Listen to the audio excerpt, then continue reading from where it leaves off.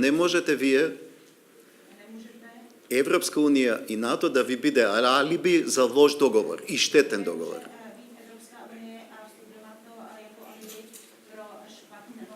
Не можете да прифаќате договор во кој постои одредба дека ќе оди на референдум, а вие да не обезбедите национален консензус во државата.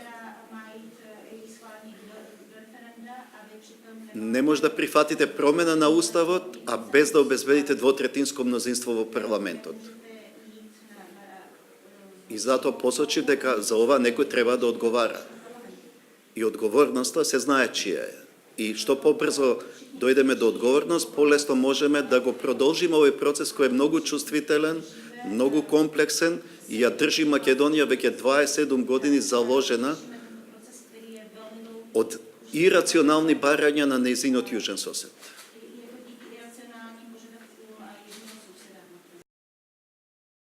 Самиот јас сум пријател на референдумот и ако е многу ниска излезноста на референдумот, тоа може да значи три работи: или бојкот, или незаинтересираност, или лошо поставено прашање. Кој од овие три работи важи за Македонија, тоа треба тие самите да се одговорат.